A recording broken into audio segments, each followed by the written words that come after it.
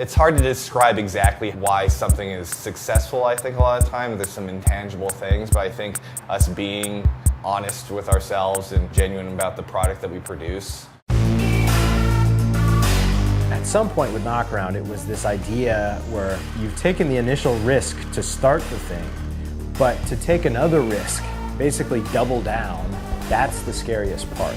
For Knockaround, it was about finding investors.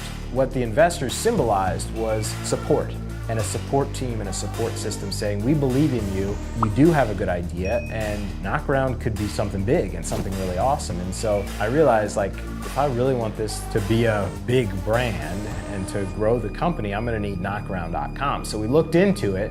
It was owned by a guy in Spain, and he was trying to sell it. At the time, it felt like an absolute fortune that we spent on knockaround.com to get that domain name. But we got it. We got the domain name, we settled on a price, we wired in the money, and I just remember thinking, like, you know, like, what are we doing? Like, is this the right move? But looking back, it's something that I'll always remember.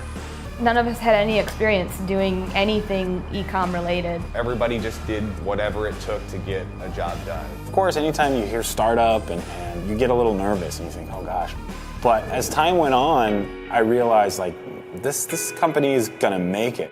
Going from like a little small space to this huge warehouse. So I went from being on campus to being in a one-car garage.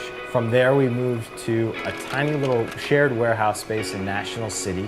From there, we ran out of space, so we moved right across the street, and we were there for a year and a half, and then we realized we're out of space again. It was important to put down roots in San Diego so we could really call San Diego home. We finally found the space. The building itself has so much character and so much to it that I think that directly coincides with Knockaround and what we do as a brand. Basically, I'm sick of moving. I'm sick of moving all these sunglasses everywhere. It's pretty amazing where we got ourselves between kind of the core group of people that were around in the beginning. Sometimes I think, like, wow, we made a multi-million-dollar company out of the 5 of us kind of just trying to figure things out as we go. I'm thankful to Imprint Lab for investing in Knockaround and having the foresight that it could be the next big sunglasses company.